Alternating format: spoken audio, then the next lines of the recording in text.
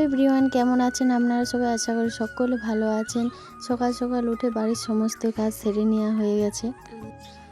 আজ আমাদের বাড়িতে রান্না পুজো, ব্রাহ্মণ আসবেন পুজো করতে। স্নান করে সমস্ত পুজোর কাজ সেরে নিতে হবে। কালকে আমাদের রান্না করা হয়েছিল, আজকে সেটা পান্তা ভাত খাওয়া হবে। তো ব্রাহ্মণ এসে আগে ওই হাঁড়ির ঢাকা খুলবে, তারপরেই আমরা একমাত্র ছুতে পারবো, তার আগে আমরা ছুতে পারবো না। আমাদের এটাই নিয়ম আছে।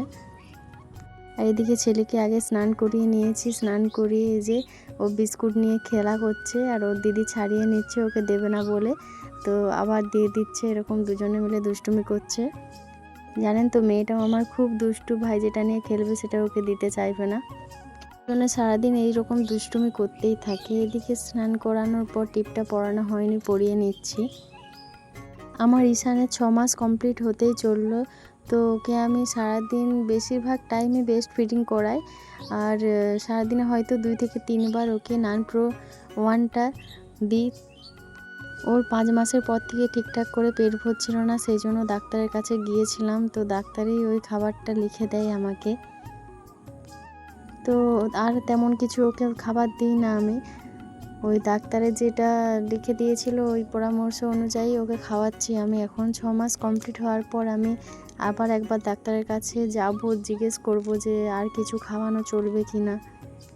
ওকে স্নান করানোর পর ওর ঘুম আসে আর কি, প্রত্যেক দিনই এরকমই করে, স্নান করানোর পর ও ঘুমিয়ে পড়ে।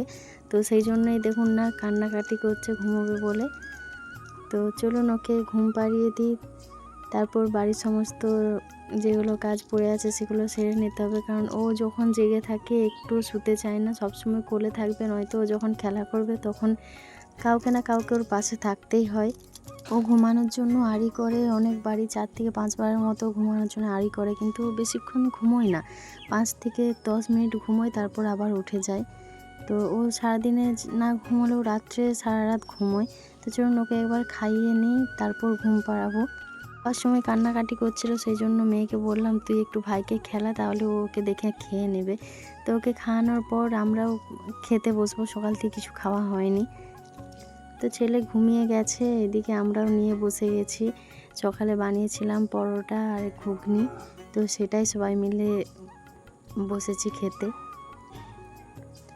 আর এদিকে শ্বশুরমশাই গিয়েছিল একটু বাজার দিকে, নিয়ে এসেছে আমার মেয়ে সবারই জন্যই নিয়ে এসেছে চাল ভাজা, আর এদিকে ছেলে মেয়ের জন্য নিয়ে এসেছে বেদানা আর লেবু।